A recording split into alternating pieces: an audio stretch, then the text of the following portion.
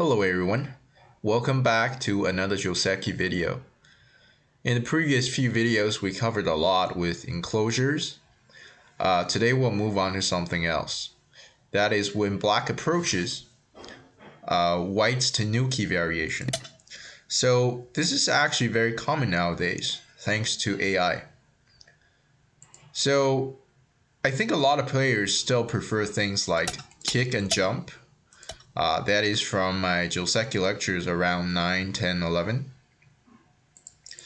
And also the stuff I've talked about is to play the small knight defense, right? Black has two main variation. One is the old one, and the one that I extensively talk about is this attach. But white also has a very popular defense that leads to a lot of variations actually these days. That is to Tanuki, and is especially popular among professionals. So against this Tanuki variation, most of my content will be covering the double approach. But before we get there, let's first explore some of the simpler options that my viewers have. So if you don't like complications, you don't like memorizing too many stuff, you can directly go into the c3 point as black. Against this, white likely is going to block. And then you will just play out the most common variation. So at this point, white can actually Tanuki right now. This is actually the most common variation. White can obviously just connect. There's no problem with this move. Black can hop out, and then you can play a one space pincer. This will lead to more or less an equal game. Maybe a professional player might be saying, well, I don't like it as much for white, but this is actually very, very playable for both sides, as long as you're not a professional player. This variation is just a little bit outdated because later on black has this clamp at f2 to cause some problems, but it's not a big deal for white. So a better, or not really better, but more updated variation for white is to actually Tanuki here. Well, I can go ahead and just start, playing moves elsewhere. This is just for illustration purposes.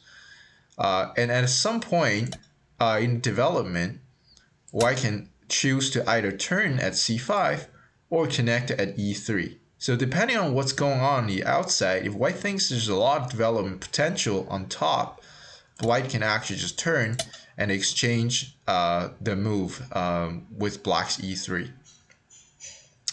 So let's say, for example, we have a very connected moyo, right? If we play this way as white. Or if ever, white says, in some variations, if this happens, white decided to say, hey, I want to actually develop the bottom, then you can just go ahead and connect at e3. So white is giving him a lot of choices, or two choices exactly, by not immediately making a decision over here. Well, is it a big problem if black cuts immediately? Well, not really. This is a big move. Cutting at e3 has a lot of points for black, but it's just worth a move, right? It's worth any big move outside. So white is not really rushing to make a decision over here. So that is the intuition behind the Tanuki for white. So at this point, this is the end of variation. I think it's very easy to memorize. So we'll be mostly looking at the c6 double approach in the upcoming video as well as this one. Against this move, white's good defense is to attach. So it doesn't matter which side you attach. Back in the days, there's a lot of theories as to which side you would attach. But today with AI, it's just the same. So in the old days, there are even variations like e5. But I personally don't like this as white because black has a too obvious good point. He just goes into 3-3, takes out the territory.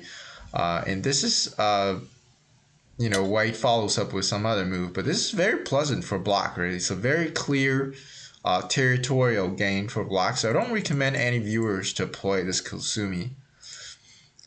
And for the same reason, we don't want to play moves like this because black can just enclose us.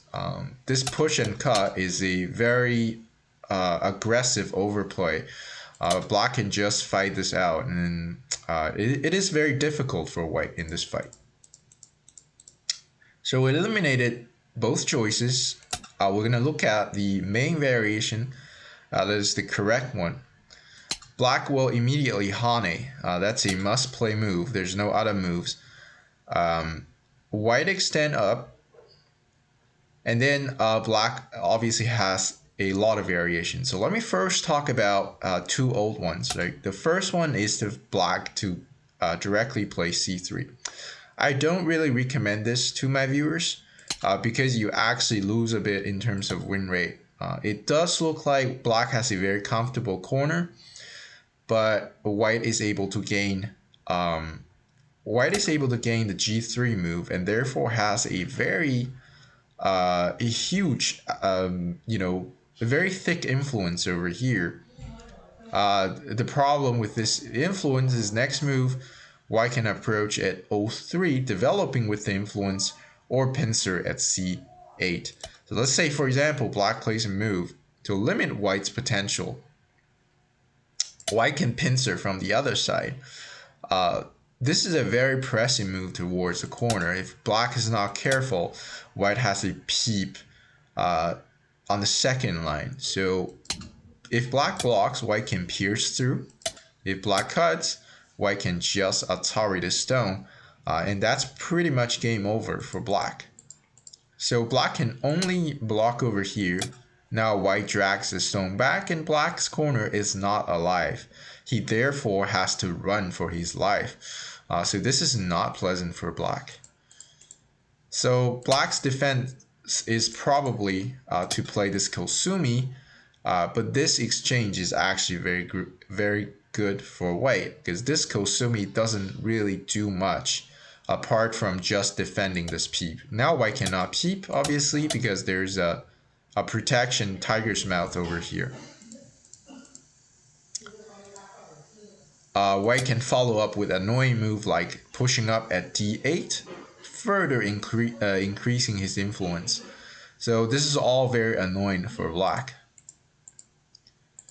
So that's the old variation. It was played from time to time. And the other old variation is for black to play e3, right? So this is also very popular back in the days, not so popular these days because of AI. White will block at d3. And then the first thing I need to talk about is what if black pushes here? What's the conclusion over here? If white blocks, black is going to cut at d5. And I will first say that the conclusion is that this fight is not so great for white. If white cuts at g3, because this is obviously a weakness, black has a very simple way to punish white over here. So black can just Hane connect, right? So this is the kind of like a white falling into a trap sort of variation. Now there's a Miai going on. Black is going to cut at c3 and black is going to Atari at h3. White cannot defend both. So say for example white extends out, black can just cut and extend. And so not only white loses the c2 stone, but also these four guys cannot survive. When you attach, black has a wedge over here, and then it should be very obvious that white is collapsing here. If white defends the corner, black can just Atari and drop down. And white also loses these two guys, but also a lot of influence for black towards the right side. This is also a terrible outcome for white. Since white cannot cut, white's probably most reasonable defense is to play this jump. Black plays a tiger's mouth, and this is not a very pleasant fight moving forward for white. So that's the conclusion for white blocking at e5. So white should not block at e5. White's correct move to punish black's overplay is to extend at d5. Black's keep pushing and white just gonna keep pushing up. If black keeps going, white just gonna keep going. It's a very flexible mindset. It seems like white got broken into pieces, but actually when we examine the board, white gained so much territory towards the left side that this is a terrible outcome.